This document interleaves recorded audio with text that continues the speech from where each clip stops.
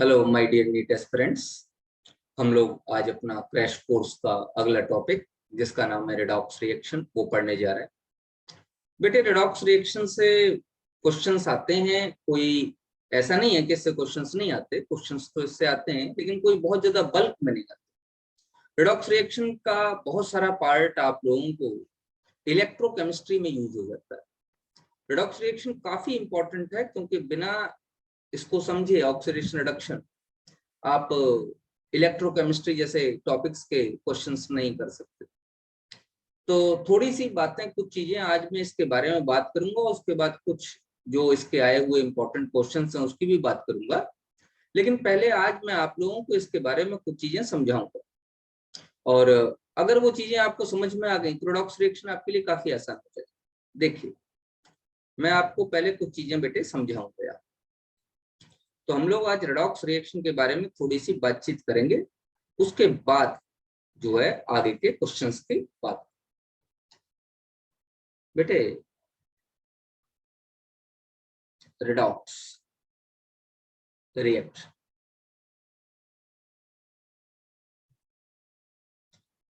नाम से ही पता चल कि ऑक्सीडेशन और रिडक्शन दोनों एक ही टर्म में होना पॉसिबल है। मतलब एक ही रिएक्शन में ऑक्सीडेशन हो रहा है और उसी रिएक्शन में रिडक्शन होगा। अब तो सही है केतन पेन? ठीक है। जरा एक चीज याद रखो, शेर को कहते हैं केमिस्ट्री में लियो, और शेर की दहाड़ कहते हैं घुर्राना भर। लियो सेज घर। तो ये लॉस ऑफ इलेक्ट्रॉन, ई मतलब इलेक्ट्रॉन, इज ऑक्सीडेशन। हर जगह ये डेफिनेशन काम करे। और यहां पर गेन ऑफ इलेक्ट्रॉन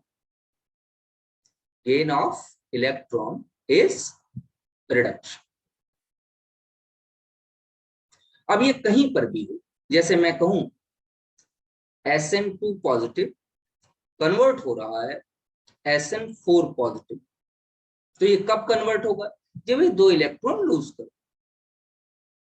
तो इसका मतलब ये प्रोसेस क्या है? ऑक्सीडेशन। अच्छा देखिए, थोड़ी सी बुद्धिमानी के साथ पूछे तो वो भी हो जाएगा। जैसे SnCl2 कन्वर्ट हो रहा है SnCl4, तो अपने आप आपको दिखाई दे रहा है कि Sn क्या है? Sn+4, और Sn+2, और यहां पर Sn क्या है? Sn+4। तो यहां पर क्या हो रहा है? सीधी सीधी बात है कि दो इलेक्ट्रॉन लूज हो रहे हैं। तो कभी कभी इस तरीके से भी कहा जाता है कि नंबर ऑफ इलेक्ट्रोनेगेटिव एटम अगर इंक्रीज हो रहे हैं तो उसको ऑक्सीडेशन कहेंगे, और नंबर ऑफ इलेक्ट्रोनेगेटिव एटम अगर डिक्रीज हो रहे हैं तो उसको रिडक्शन कहेंगे। इस तरीके से भी कहा जाता है। एक बहुत पुरानी डेफिनेशन है जिसको बच्चे हमेशा याद रखते हैं, वो आप लोग भूल जाओ तो अच्छा है। जो डेफिनेशन कहती है कि ऑक्सीजन का निकलना या हाइड्रोजन का जुड़ना जो है रिडक्शन, ये बात गलत है।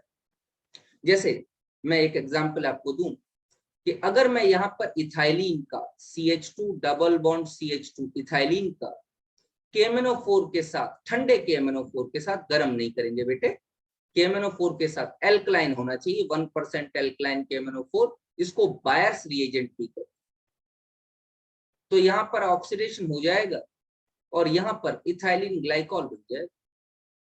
अब ये क्या है, ऑक्सीडेशन या रिडक्शन? अगर आप पुरानी डेफिनेशन देखोगे तो यहाँ पर ऑक्सीजन भी जुड़ रहा है और हाइड्रोजन भी जुड़ रहा है, क्या कहोगे? Oxidation, reduction? It is a oxidation, ये ऑक्सीडेशन। तो यहाँ पर पुरानी डेफिनेशन को आप लोग भूल जाए, सिर्फ एक डेफिनेशन याद रखें, loss of electron is oxidation और gain of electron is reduction. तो उससे आपका काफी फायदा होगा। इसके अलावा और कोई भी डेफिनेशन ऑक्सीडेशन रिडक्शन के लिए आज के एरा में वैलिड नहीं। चलिए आगे की थोड़ी सी बात कर लेते। अब बात ये आती है कि दो एजेंट आते हैं आपके, एक को कहते हैं oxidizing agent, oxidizing agent. Oxidizing agent का मतलब है which oxidizes other, oxidizes other, that is itself खुद में क्या हो जाएगा, रिड्यूस, खुद रिड्यूस हो जाए। चलिए मैं कहता हूं रिड्यूसिंग एजेंट, रिड्यूसिंग एजेंट। तो रिड्यूसिंग एजेंट का मतलब है which reduces other, reduces other.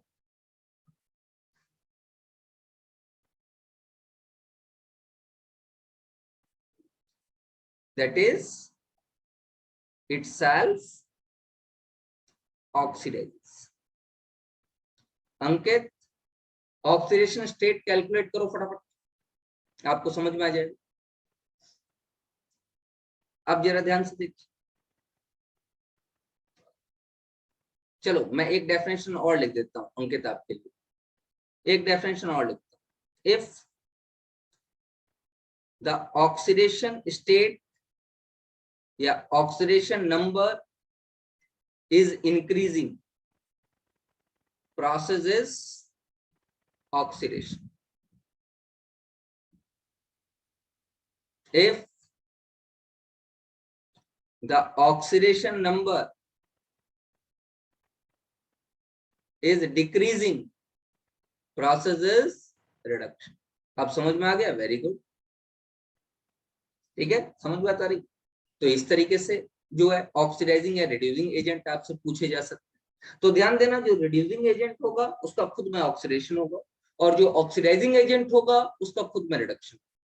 अच्छा चलो थोड़ी सी ऑक्सीडेशन नंबर की बात कर लेते हैं। इससे पहले कि ऑक्सीडेशन नंबर निकालने के लिए मैं आपको कहूं, दो चार बातें सुनेंगे, ये काफी इंपॉर्टेंट है। भाई देखो, सबसे पहली बात कहेंगे maximum and minimum oxidation state या ऑक्सीडेशन नंबर। अलग अलग एटम्स के बारे में भी बताऊंगा, पहले इसकी बात कर लेते हैं। मैक्सिमम का मतलब होता है नंबर ऑफ, डायरेक्टली रिलेटेड है, number of valence electrons, valence electron. क्योंकि जितने वैलेंस इलेक्ट्रॉन हैं ज्यादा से ज्यादा उतने ही डोनेट कर सकता है, उससे ज्यादा डोनेट नहीं कर सकता। जैसे मैं कहूं सल्फर, इसका मैक्सिमम ऑक्सीडेशन नंबर कितना, तो जरा ध्यान से देखिए, सल्फर होता है 16, हो गया 1s2, 2s2, 2p6, 3s2, 3p4। Valence electron कितने हैं इसमें, गिनिए, total valence electron, valence electron है 6, तो सल्फर का मैक्सिमम ऑक्सीडेशन नंबर +6। अब जैसे यहाँ पे एक एग्जांपल और बताता हूँ, समझिए क्यों बता रहा हूँ इस चीज। जैसे मैं आपसे कहूं H2S2O8, इसमें आप सल्फर का ऑक्सीडेशन नंबर निकालिए, इसको मार्शल्स एसिड कहते हैं बेटा, ध्यान रखिए। इसमें मैं कहता हूं आपको कि सल्फर का ऑक्सीडेशन नंबर निकालिए। बच्चे करते क्या है, डायरेक्ट निकालते हैं आप, 2 + 2x - 16 = 0। आगे क्या काम कर देते हैं, 2x = 14, x = +7, ये काम कर देते हैं। और ये काम गलत है, क्यों, क्योंकि +6 से ज्यादा का ऑक्सीडेशन नंबर हो ही नहीं सकता। तो ये जो आपका कॉन्सेप्ट है, ये कॉन्सेप्ट आपका गलत है, इस बात को ध्यान रखिएगा। समझ बात आ रही है, नहीं आ रही, ठीक है।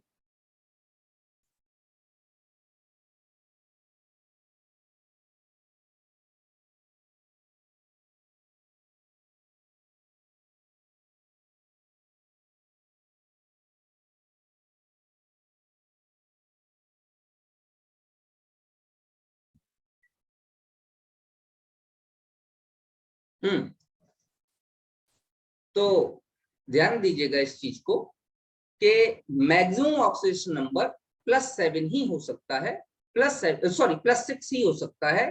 तो +7 जो आप लोग निकाल रहे हैं वो गलत।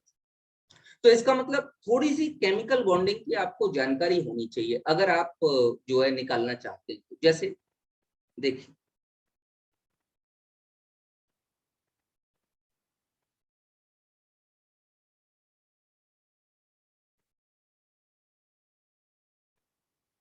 अगर आपको केमिकल बॉन्डिंग की जानकारी है तो आप यहां पर ऑक्सीडेशन नंबर आसानी से निकाल सकते।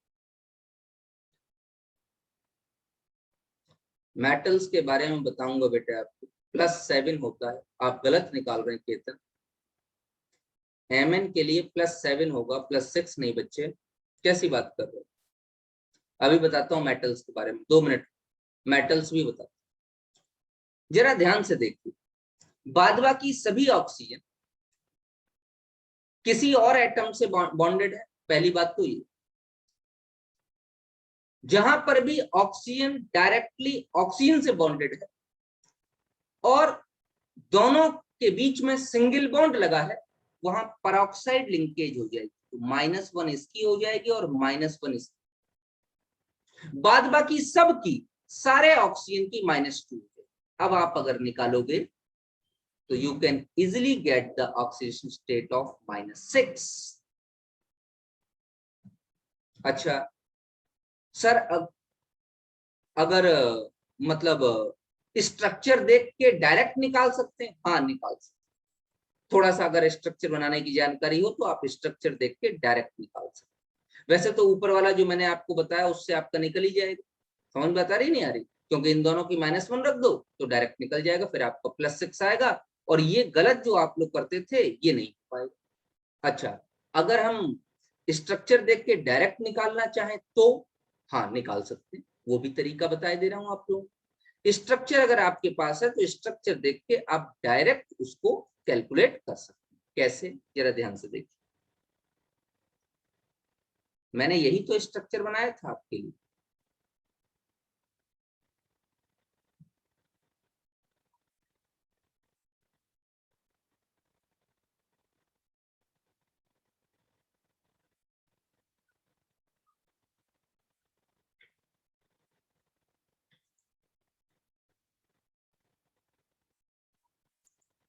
ध्यान से देखिए इधर, इस ऑक्सीजन के लिए -2, तो ये ऑक्सीजन सल्फर पे क्या छोड़ेगा? +2। इस ऑक्सीजन के लिए -2, तो ये ऑक्सीजन सल्फर पे डबल बॉन्ड से क्या छोड़ेगा? +2। इस ऑक्सीजन के लिए -1, तो सल्फर पे +1। इस ऑक्सीजन के लिए -1, तो हाइड्रोजन पे +1। इसी तरीके से इस ऑक्सीजन के लिए -1, तो सल्फर पे +1। जरा बेटा निकालो, गिनो कितनी आ जाती, गिनो बेटा, टोटल कितनी आ गई? +6। अब ये दोनों आइडेंटिकल स्ट्रक्चर्स हैं, दोनों एक जैसे हैं, तो जितनी इस सल्फर की होगी उतनी ही इस सल्फर की होगी, इन दोनों में कोई भी डिफरेंस नहीं। तो अगर हम डायरेक्ट स्ट्रक्चर देख के निकालना चाहें तो वो भी हमारे पास तरीका है कि हम डायरेक्ट स्ट्रक्चर देख के निकाल सकते हैं। सिर्फ इसी की नहीं, हम किसी की भी निकाल सकते। समझ बात आ रही नहीं आ रही? जैसे मैं कहूं कि मुझे H2SO5 कारोज एसिड की चाहिए, इसका नाम है बेटा कारोज एसिड। अब अगर कारोज एसिड का अगर आप स्ट्रक्चर बनाना चाहें तो जरा कारोज एसिड का स्ट्रक्चर बना लीजिए। चलिए हम कारोज एसिड का स्ट्रक्चर बनाते हैं।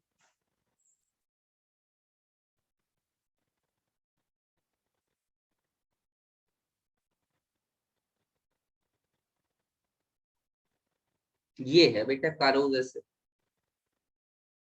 परऑक्सी सल्फ्यूरिक एसिड। अब इसका स्ट्रक्चर बना लिया हम लोग।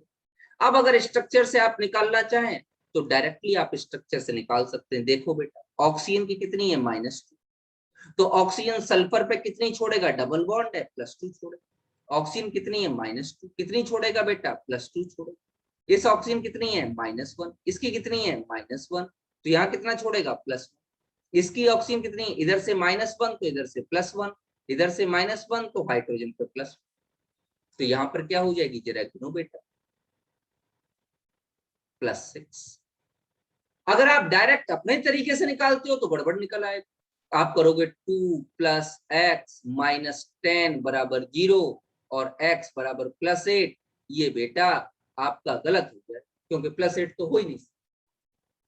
तो इस तरीके से आप जो है निकाल सकते हैं। चलो एक एग्जाम्पल और आता है, वो भी मैं आपको बताता हूँ। वो एग्जाम्पल आपके में आ चुका है।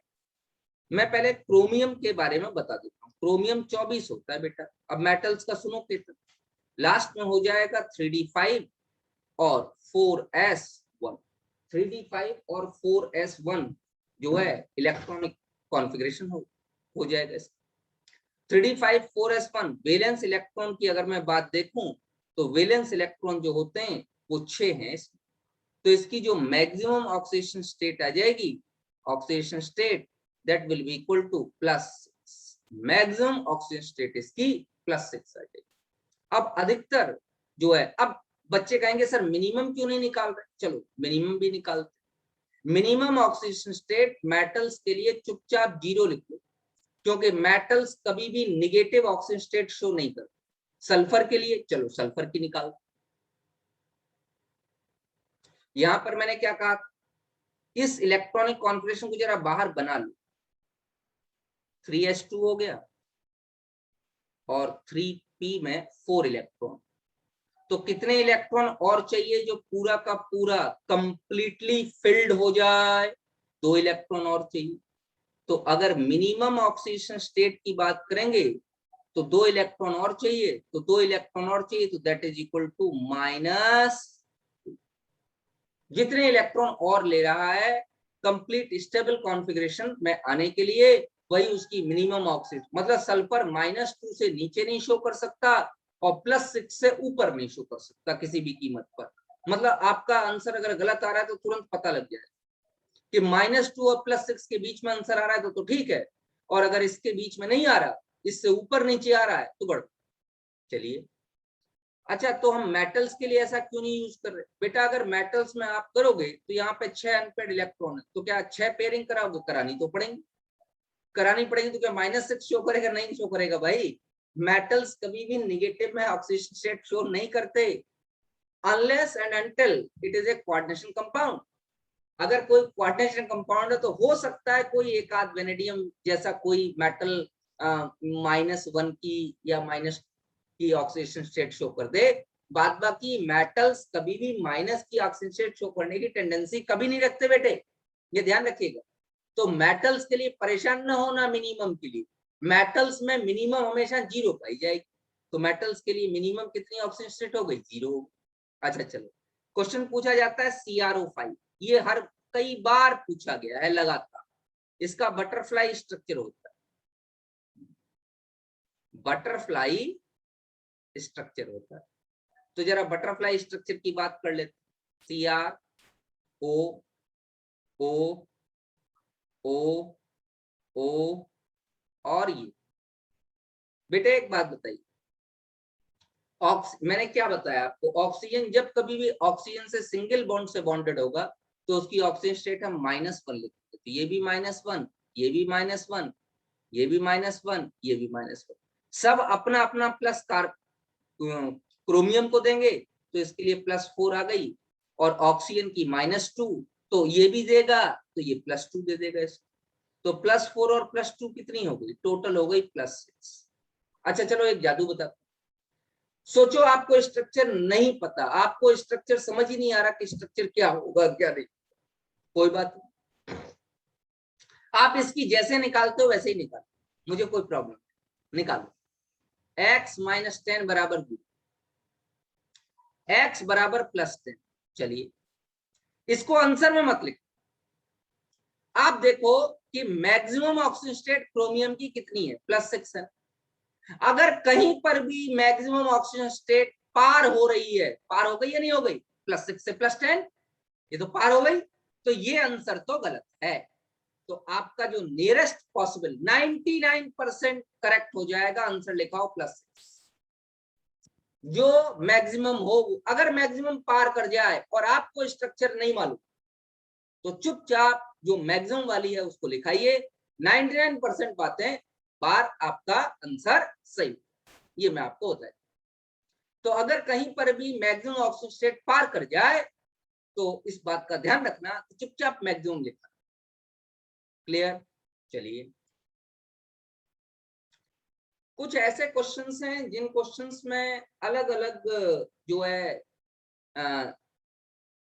साइंटिस्ट ने एग्जाम्पल्स में अलग अलग तरीके के एटम्स को जो है अरेंज किया है। एटम तो एक ही एलिमेंट के हैं लेकिन उनका एनवायरमेंट अलग है। जैसे देखो मैं कहूं CH3COOH, और इसमें मैं कहूं इन दोनों कार्बन की ऑक्सीडेशन स्टेट मुझे चाहिए। देखो बेटा मैं ट्रिक बता रहा हूं, ऐसा होगा नहीं, ये मैं पहले बताए दूं, ऐसा कभी कर नहीं सकते थे। लेकिन मैं तो आपको ऑक्सीडेशन नंबर निकालने की ट्रिक बता रहा हूं, समझ में आता कि नहीं है? ऐसा हो, पहले चलो पहले मैं ओरिजिनल चीज बता देता हूँ, फिर ट्रिक भी बताऊं। ओरिजिनल चीज तो ये है ओरिजिनल चीज। अब इस कार्बन के चारों तरफ 3 हाइड्रोजन लगे, इस कार्बन के चारों तरफ ऑक्सीजन लगे हुए, तो दोनों सेम स्टेट में कैसे हो जाए? समझ में आता कि एक समोसे खा रहा है, एक जलेबी खा रहा है यार, कहां से सेम स्टेट में? कुछ ना कुछ तो गड़बड़ होगा। क्या गड़बड़ होगा देखते, चलो बच्चों देखते हैं क्या गड़बड़ हो सकता है। हाइड्रोजन +1 तो कार्बन -1, हाइड्रोजन +1 तो कार्बन -1, हाइड्रोजन +1 तो कार्बन -1। इसमें तो कोई प्रॉब्लम किसी को नहीं। अब बेटा इस कार्बन को देखो, ये कार्बन sp3 है, और जरा इस कार्बन को देखो, ये कार्बन sp2 है। sp2 कार्बन ज्यादा इलेक्ट्रोनेगेटिव, तो इसका मतलब ये इलेक्ट्रॉन इधर की तरफ खींचे हुए मिलेंगे, तो इसके लिए -1 और इसके लिए +1। जरा बेटा करके देखो क्या आ रही है। 3 -1 1 +1, तो 1 +1 से 1 -1 चला गया, तो इसके लिए वैल्यू आ गई माइनस। अच्छा इसमें करो, इस कार्बन की ऑक्सीजन के लिए -2, ध्यान दीजिएगा, ऑक्सीजन के लिए -2 तो कार्बन के लिए +2, ऑक्सीजन के लिए -1 तो कार्बन के लिए +1। लक्ष्य सैनी कैमरा बंद कीजिए। ऑक्सीजन के लिए -1 तो हाइड्रोजन के लिए +1।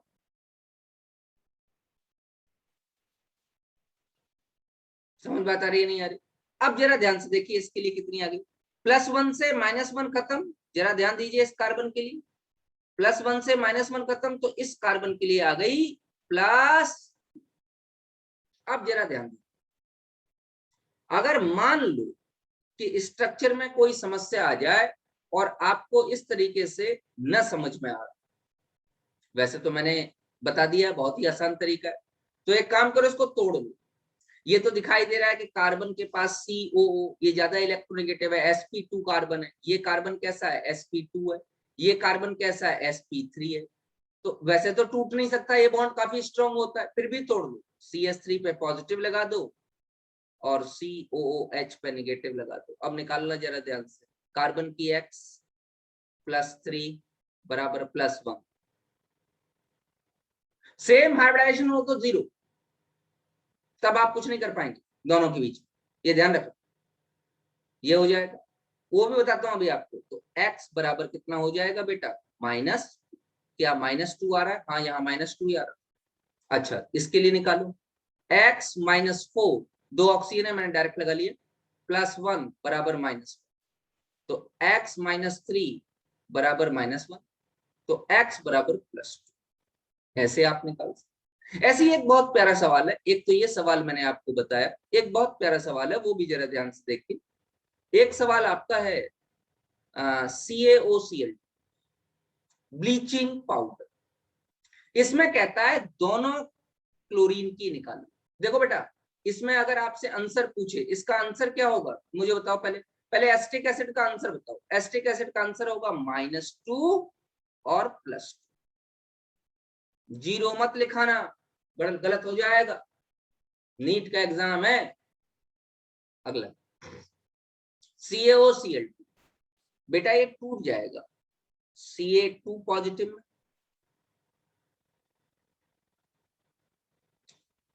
OCl निगेटिव में और Cl निगेटिव। अब ये याद रखना पड़ेगा, इसका क्या हो जाएगा जरा निकालो, -2 + x बराबर -1, x बराबर -1 + 2 +,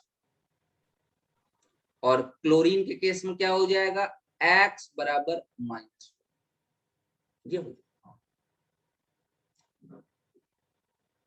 केतन अब शायद आपको Mn के बारे में समझ में आ गया होगा। Mn 25 होता है और इसमें लास्ट में आ जाएगा 3d5 4s2। Valence electron D orbital के लिए, डी ब्लॉक एलिमेंट के लिए n-1d इंक्लूड करते हैं, तो टोटल हो गए 7। तो मैक्सिमम ऑक्सीजन स्टेट इसकी हो गई बेटे 7। और मिनिमम 0। मेटल है, मेटल के लिए मिनिमम हमेशा 0। कुछ और बातें ध्यान रखो, जैसे एल्कली मेटल्स है, एल्कली मेटल वो हमेशा +1 शो करते हैं। Alkaline earth metal combined state हमेशा +2 शो करेंगे। ये किस स्टेट में है? कंबाइंड स्टेट, मतलब जब रिएक्शन कर चुके। अगर फ्री स्टेट है तो हर एक 0। इस तरीके से जिंक है वो हमेशा +2, एल्युमिनियम है हमेशा +3, फ्लोरीन है हमेशा -1। ये सिर्फ एक non zero oxidation state show करने वाले एलिमेंट हैं, जो सिर्फ एक ही non zero oxidation state show करते हैं। समझ में आता कि नहीं आता? जैसे मैं आपसे कह दूं Ca5PO4 होल थ्राइस F, कोई इस तरीके का कंपाउंड ले लो, और आपसे कहूं फ्लोरीन की ऑक्सीडेशन स्टेट निकालिए, अकल लगाने की जरूरत नहीं है, चुपचाप -1 लिखा हो, क्योंकि फ्लोरीन -1 जो है के अलावा कोई शो करता ही नहीं। हाँ बेटे, रिएक्शन बैलेंसिंग से भी कभी कभी क्वेश्चंस आते हैं। 1-2 साल पहले ही एक बार क्वेश्चन आ चुका है रिएक्शन बैलेंसिंग से। एक बार उसमें आप आयन इलेक्ट्रॉन मेथड का यूज करो, उससे आप आसानी से निकाल पाओ। अच्छा, तो अगर इस तरीके का कोई कॉम्प्लेक्स आ जाए, उसमें हमेशा कॉम्प्लेक्स में ध्यान रखिएगा, कॉम्प्लेक्स में कभी जिंक होगा, कभी एल्युमिनियम होगा, कभी फ्लोरीन होगा। उस कॉम्प्लेक्स के साथ आपको हरकत करने की, शरारत करने की कोई आवश्यकता नहीं, चुपचाप देखो किस एलिमेंट का पूछ रहा। समझ में आता रही नहीं है? वो हमेशा ऐसे एलिमेंट का पूछेगा तो हमेशा नॉन जीरो हो। वो आपकी नॉलेज को टेस्ट करना चाहता है। कैलकुलेशन करके देख सकते हैं केतन, मैं मना नहीं कर रहा, लेकिन कैलकुलेशन करने में जितना टाइम लगेगा उतने टाइम में तो तुम निकाल के बाहर आ जाओ। इसलिए तो मैं ये सब पॉइंट्स लिखाता हूँ आपको। इसी तरीके से एक चीज और लिख लो, अगर कोई सल्फाइड है, अगर कोई सल्फाइड है तो उसके लिए ऑक्सीजन स्टेट हमेशा -2 होगी, और कोई हो ही नहीं सकता। कोई सल्फाइड है तो उसके लिए ऑक्सीजन स्टेट -2 होगी, -2 के अलावा कुछ भी नहीं हो सकता, ये ध्यान रखिएगा। तो इस तरीके से आपसे जो है ये क्वेश्चंस पूछे जा सकते हैं।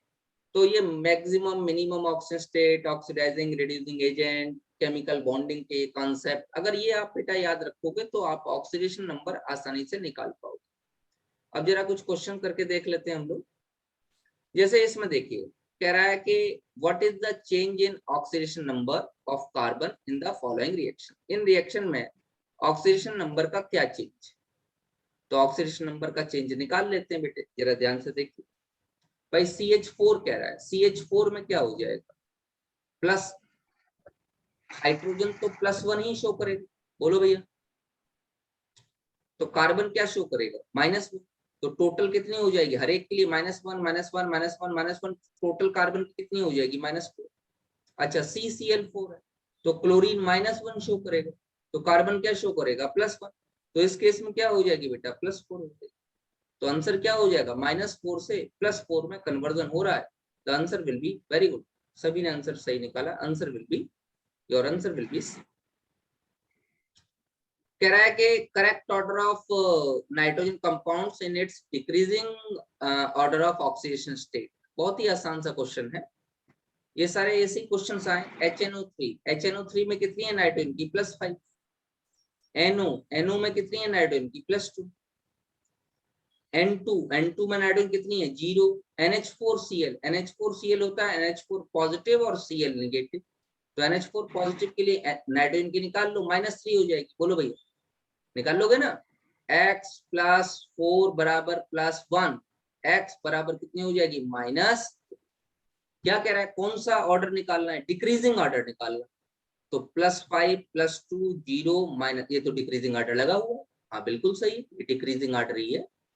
तो इसका आंसर भी कौन सा हो जाएगा बताओ बच्चों अपने? द आंसर विल बी ए। ठीक है,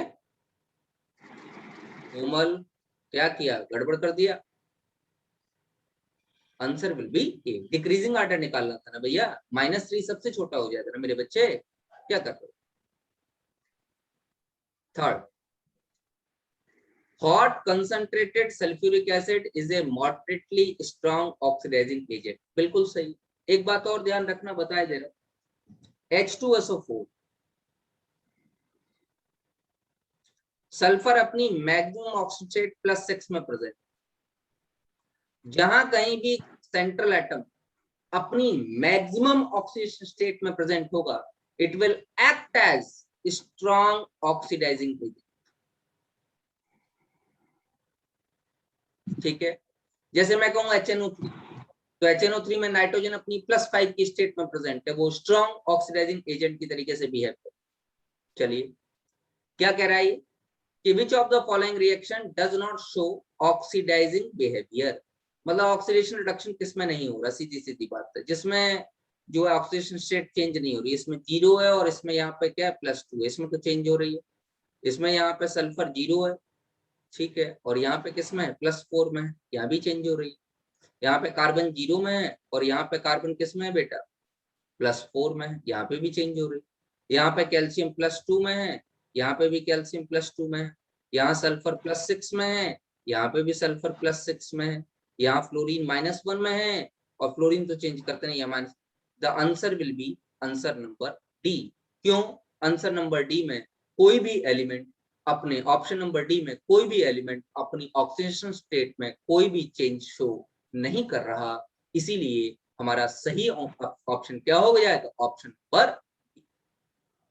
चलिए भैया, H2O2 O3 के साथ रिएक्शन शो कर रहा है, चलो भैया, और Ag2O के साथ, रोल ऑफ H2O2, ठीक है, H2O2 जब O3 के साथ रिएक्शन शो कर रहा है तो बना रहा है H2O + O2, मतलब H2O2 -1 से 0 में जा रहा है। तो H2O2 -1 से 0 में जाएगा तो क्या क्या होगा, ऑक्सीडेशन नंबर इंक्रीज हो रहा है, तो इसका मतलब ये प्रोसेस ऑक्सीडेशन का।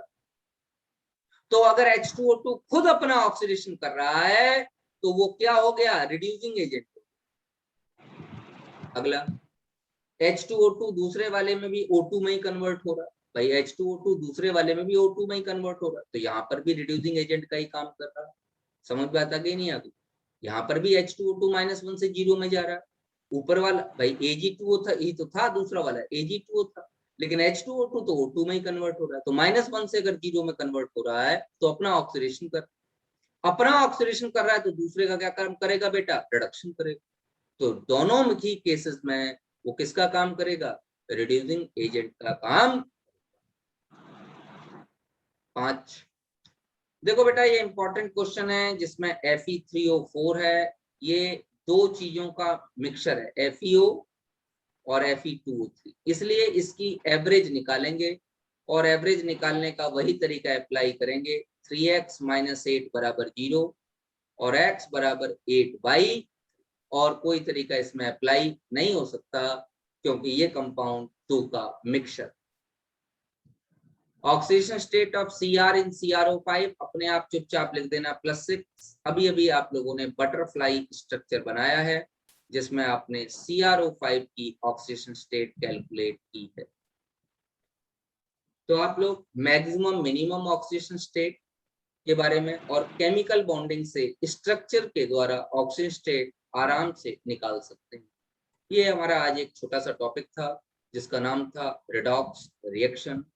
इसमें जो है ऑक्सीडेशन नंबर निकालना बहुत अच्छे से सीखिए, क्योंकि अधिकतर जितने भी सवाल आज तक आए हुए हैं